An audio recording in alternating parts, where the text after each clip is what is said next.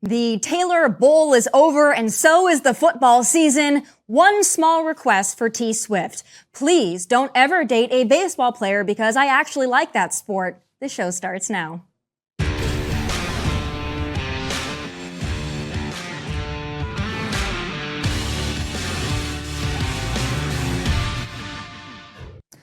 Well, the Kansas City Chiefs are Super Bowl champions once again, though from the coverage you wouldn't know other players outside of Taylor's boyfriend were even on the team. But I'll be honest, I went to bed before the end of that game, and we all know that Joe Biden did too. Still, whoever runs Joe's social media account decided this would be cool to post. Now look, I don't think Joe or whoever runs Joe had anything to do with the outcome of the game, but a weird and corny thing to post anyway. Also important to note that Taylor Swift has not endorsed Joe Biden, and I don't think she's going to either. Still, the coverage of her was still plenty annoying. I mean, damn. Poor Usher brought out Alicia Keys, Lil Jon, and Ludacris and still couldn't get over the Taylor Swift coverage hump. The question is, now that football is over, will we finally get some reprieve? Joining me now to weigh in on it all is sports commentator and host of the Michele Tafoya podcast, Michele Tafoya. Michele, thanks for taking the time. I know it's probably a very busy day for you. It's great to see you, and I was a little exhausted by Taylor and Travis as well. So I want to go, let's just jump right on into that. Obviously, we're limited in what we can show because of all the copyright and all that good stuff. But I thought it was interesting here, and I don't think I'm the only one that noticed it. But while Travis Kelce was giving his little victory speech and kind of hooting like a caveman, I saw Taylor Swift's reaction, and some people are saying, oh, she was standing there in admiration. I didn't see that. I saw pure terror in her eyes because I think she's finally starting to realize that she's not dating like a man in skinny jeans that's an emo anymore. She's dating kind of a caveman, and I'm wondering what your thought is on that, if you saw obviously his Super Bowl victory speech, and if you thought that maybe it struck some fear into Swifties everywhere. You know, I saw it all, and I know the moment that you're talking about because there was a cutaway of Taylor as he was singing his Viva Las Vegas, and you've got your fight, you can fight for your right to party and all that.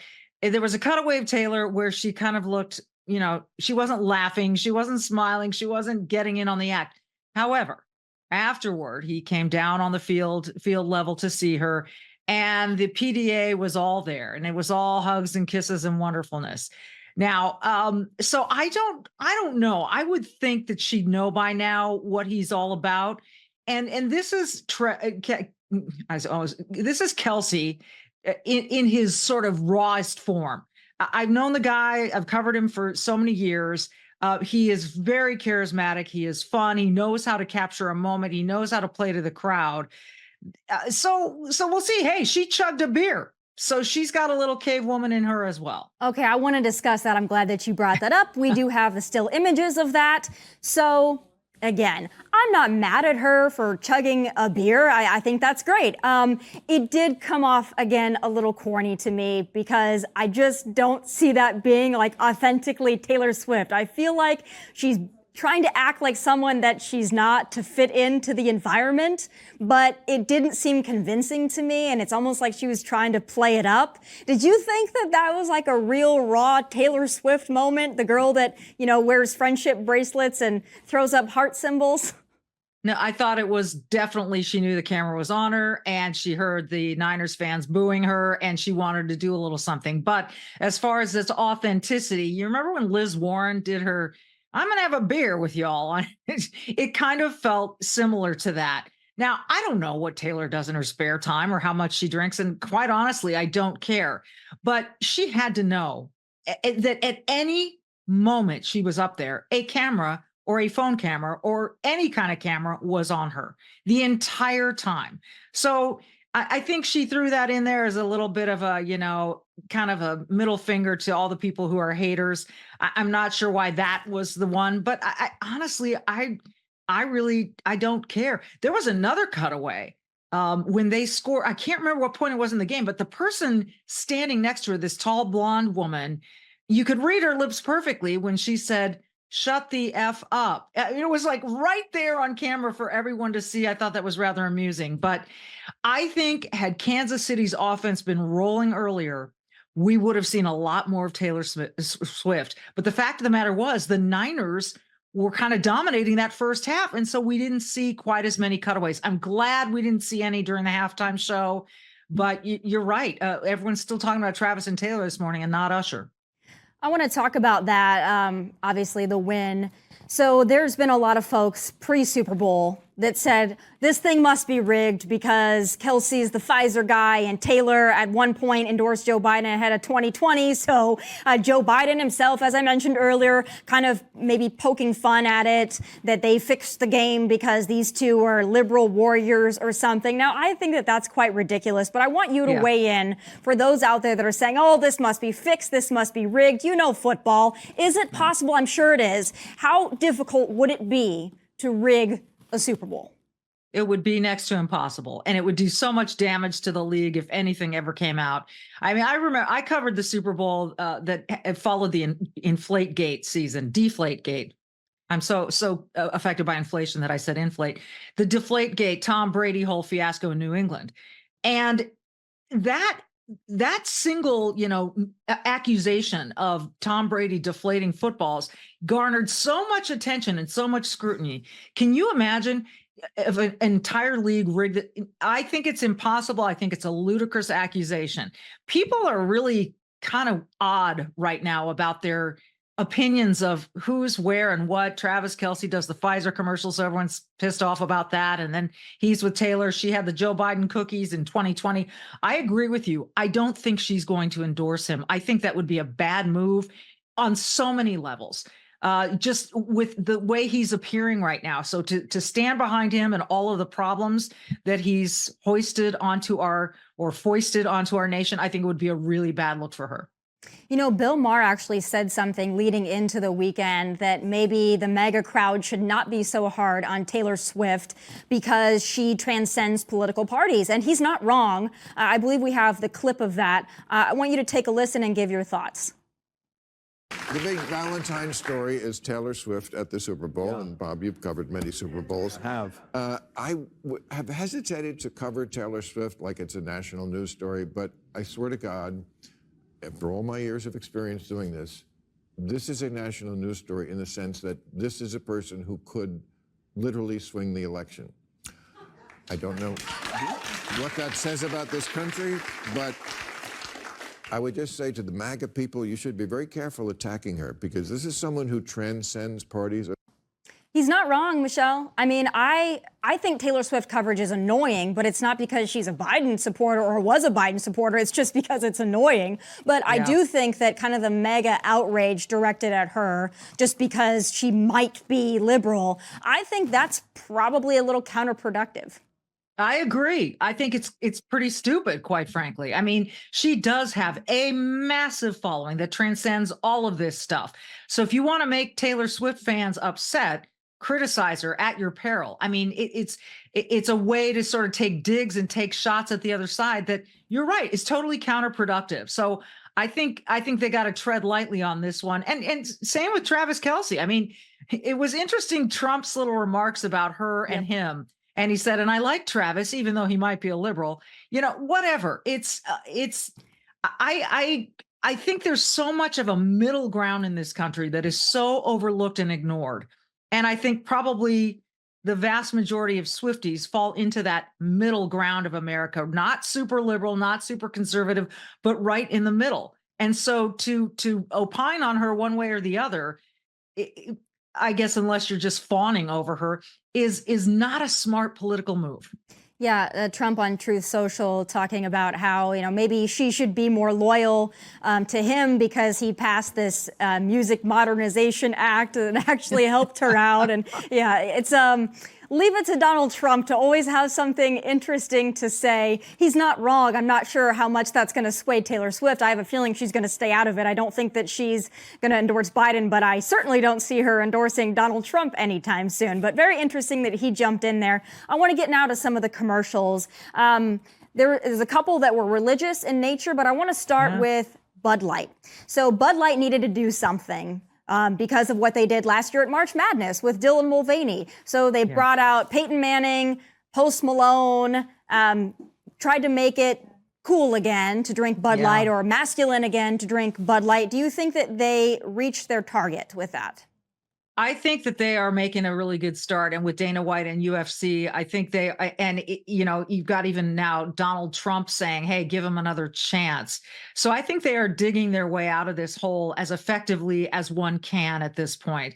And I think anytime you've got Peyton Manning and you throw in, like you said, Post Malone, and you've got this sort of bro environment, I think they're making their way back. I don't know if they can completely overcome the damage.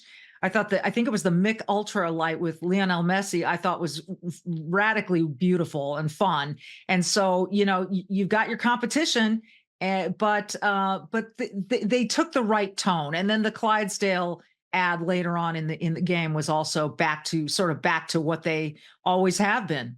Oh, they're just going to have to be very, very careful as March Madness rolls around who they have on their Instagram promoting their face on a can. So hopefully they've learned their lesson. I'm not entirely convinced. I'm not entirely ready to forgive them for what they did because I don't think they ever really acknowledged it. But some of the other commercials I'm going to go with the kind of more controversial one first. It was the He Gets Us. It's obviously a Christian theme talking about, and they've done these for several years. Jesus, he's just like us. Don't feel like you have to be perfect to be a Christian. But this one took a different turn. Seemingly, what I gathered from this, and I don't know if you got the same message, is that white people, white Christians, should be washing everyone's feet in the name of Jesus. Now we know Jesus, that's obviously in theme with the Bible, but it did seem interesting. One of the images, obviously, white man washing the feet of what looked like a black trans person. It ruffled some feathers. Did you think this was the right note? I thought I thought it started out pretty good, but you're right. When it was so heavily weighted as the people washing of the feet were primarily white people. So forgiving. And now you could look at this two ways, I suppose. You could say, well, white people are more like Jesus because they're more willing to wash the feet. But I'm not sure. It's that whole ad campaign. He gets us. Jesus is one of us. Whatever you want to label it, has been really interesting because it is kind of like a woke version of Jesus. And now I understood the spirit of it, but it was interesting. They took some chances there, and I'm not sure it resonated with everyone, but I'm guessing they did their homework and they did their focus grouping, and this was the way to go for them.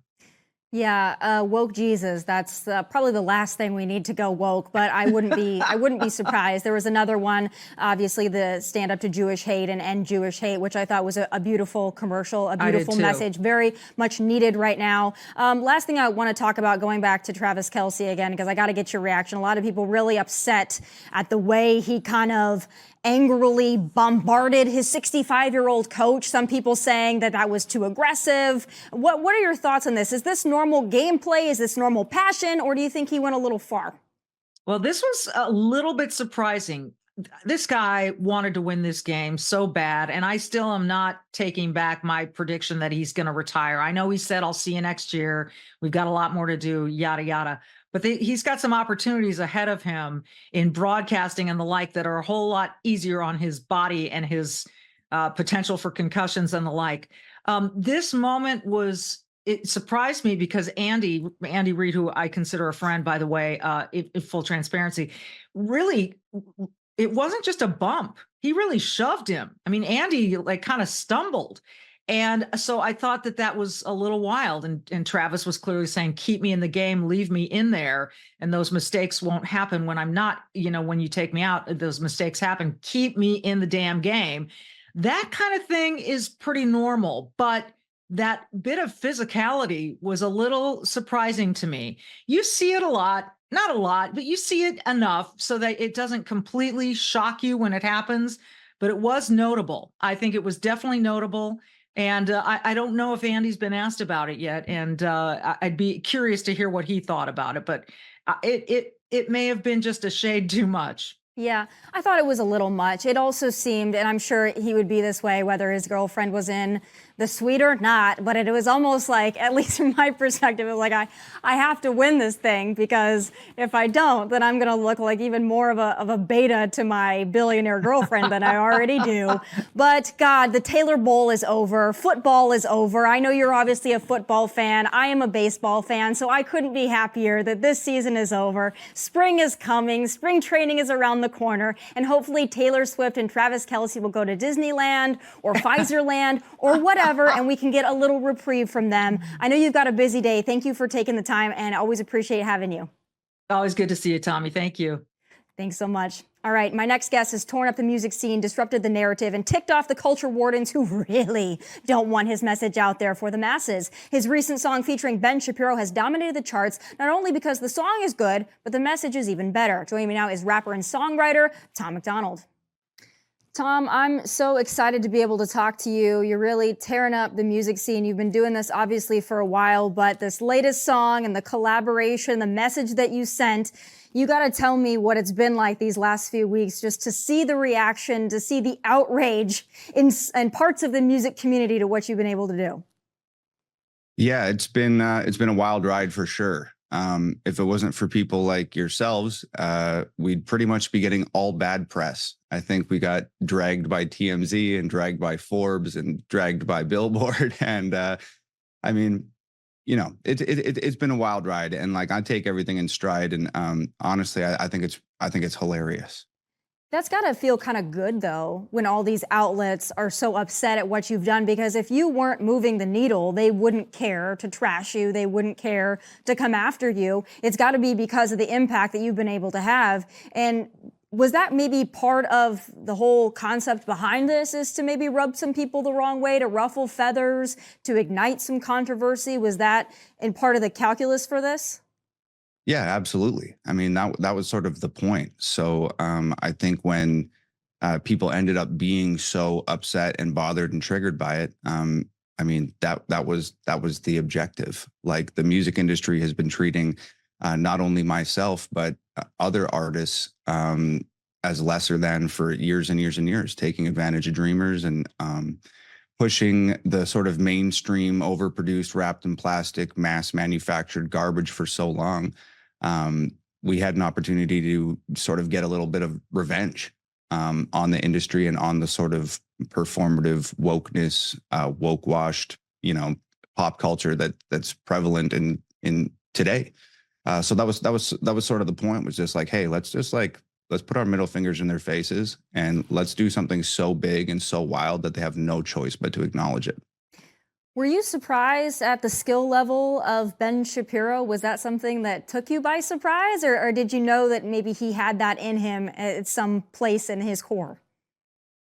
I mean, Ben is just a wildly talented dude, very smart.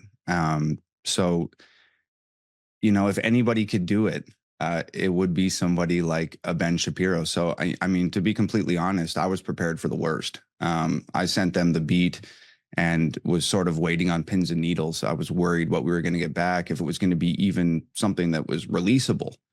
But I was pleasantly surprised. Like, I think Ben stepped out of his comfort zone and into an arena that he's super unfamiliar with. And I think, like, Ben's contribution to the Facts video, his verse is more listenable than guys who have been doing it for their entire life in the mainstream. So I was pleasantly surprised with Ben's capabilities.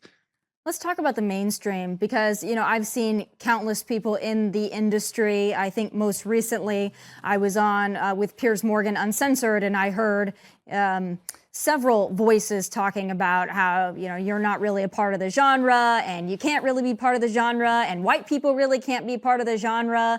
And this has kind of been the symphony of criticism that you've been getting, not just with this song, but with a lot of other work that you've done.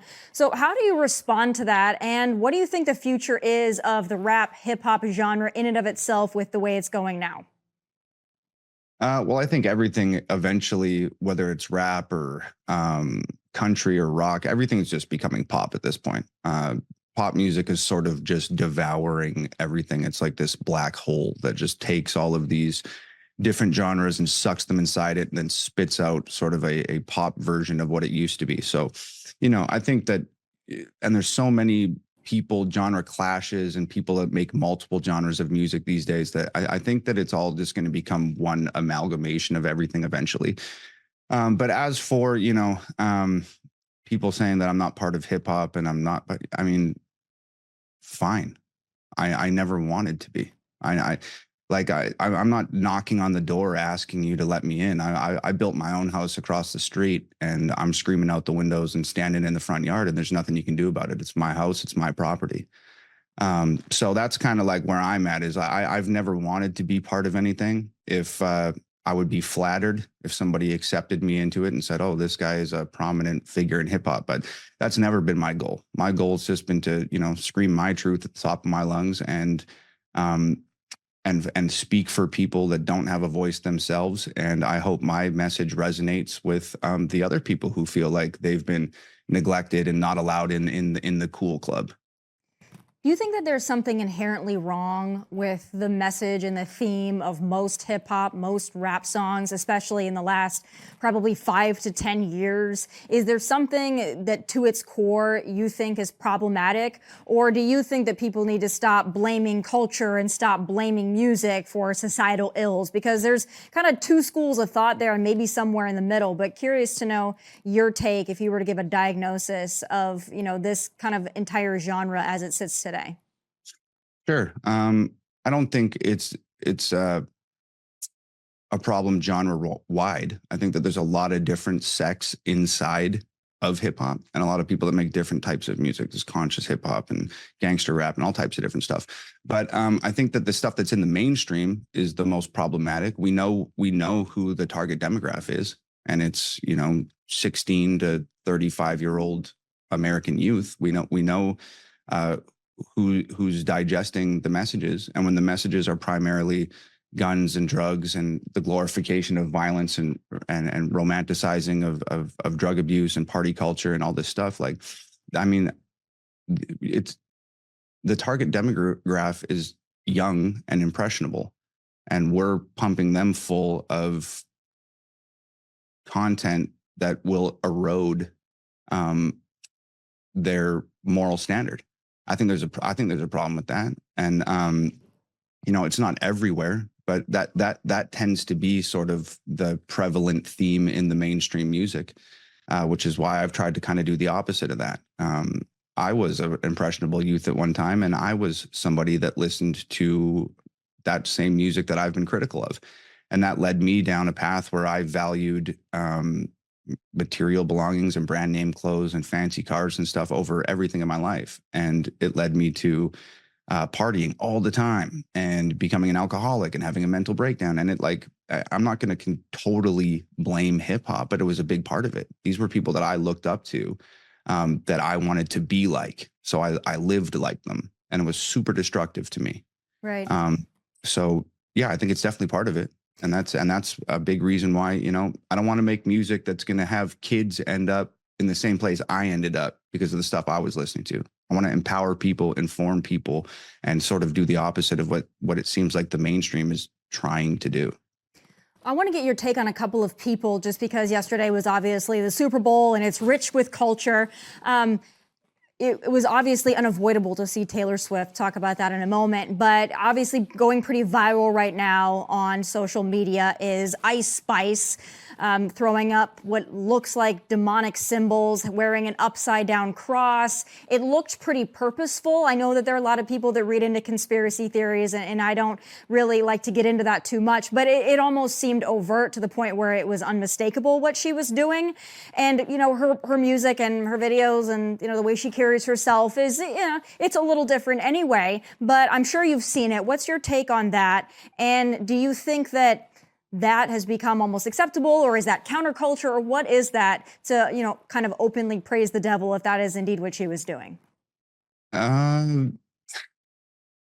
It was bizarre. I saw the clip, and I think that there's things that have happened over the years, like with Jay-Z and Beyonce and Rihanna at the Super Bowl last year, and then what we're sort of talking about with Ice Spice at the Super Bowl this year. There's a lot of times where people will jump down somebody's throat, an artist's throat, for making a hand sign or wearing a t-shirt or whatever the case may be.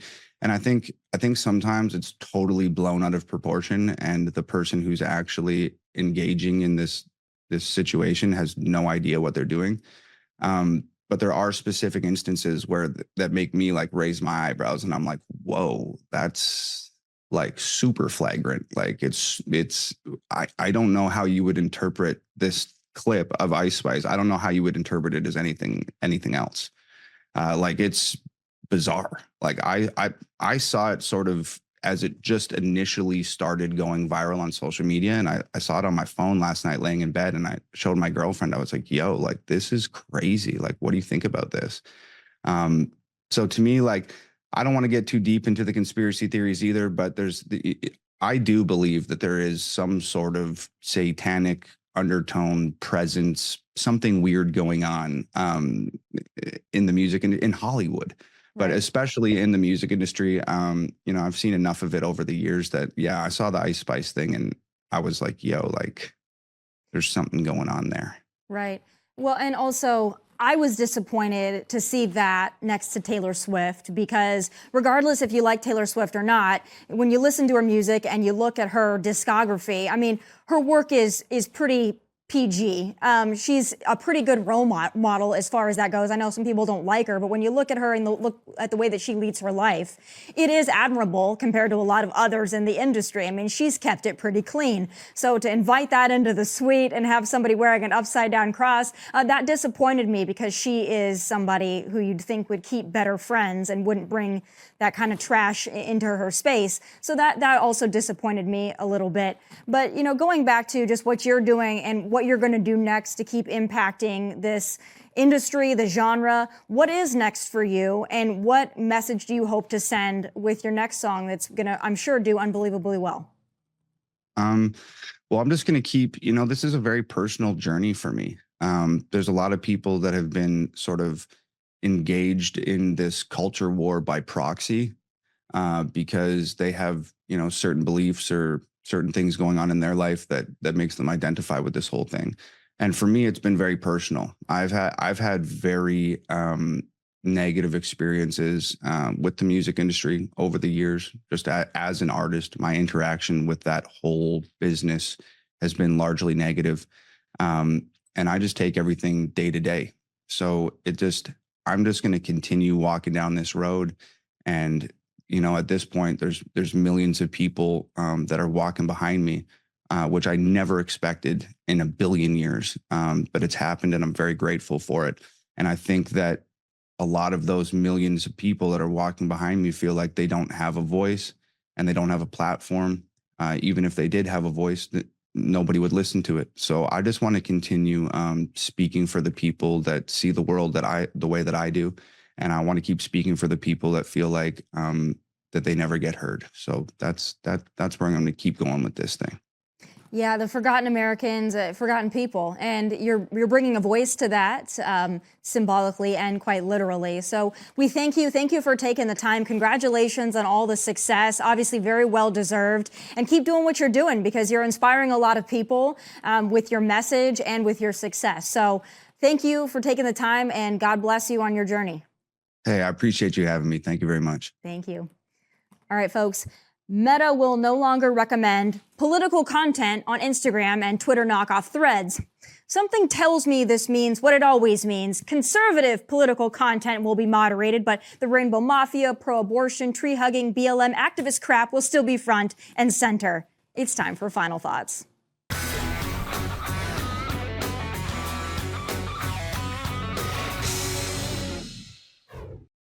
Social media companies love meddling in elections because they are, with the exception of Twitter, now X, run by liberal activists who hate half or more of this country. But in an attempt to gaslight us into believing they are getting out of the political influence game, Meta announced that Instagram and Twitter knockoff platform Threads will no longer recommend political content to users. Facebook has already adopted this policy and has already taken steps to reduce the amount and frequency that political themed content appears in your feed, reels, groups, and page recommendations. Yeah, after being caught freaking-handed working with the Biden White House to censor conservatives like myself, Facebook decided to remedy the situation by reducing all political content, or so they say. Instagram and Threads will now do the same. In a statement, Meta said these changes to the Instagram and Thread apps will impact Instagram Reels and Instagram Explore, as well as the in-feed recommendations. So what does that actually mean? Well, since we can't actually see their algorithms, I can't tell you for certainty, but given my personal experience with Meta, I can give you a pretty good idea. Content like mine, content that calls out Biden, exposes the illegal immigration invasion, the true efficacy of the vax, the true science behind the transport movement, or so much as questions the BS narratives to be birthed out of the Obama shadow government, well, they will be buried and shadow banned into the abyss. But something tells me the constant, repeated, perpetual, monotonous, nauseating merry-go-round of content that promotes the Rainbow Mafia, the Radical Pride agenda, the Big Green Movement, the BLM scam, or Vegetable POTUS Joe will still be as visible as ever. Meta is filled with liberal activists who set the algorithms and the definition of political content, so just take a wild guess how they're going to apply their new rules. This is just another way for the man to keep us and our content down, and they really have the guts and the stones to pass this off as some kind of fairness. Or maybe they don't want us sharing clips of the well-meaning elderly man with a poor memory. The manipulation here really is next level. Meta wants to keep your feed a happy and inspiring place filled with overly sexualized minors and influencers who use their children as fodder for posts and content.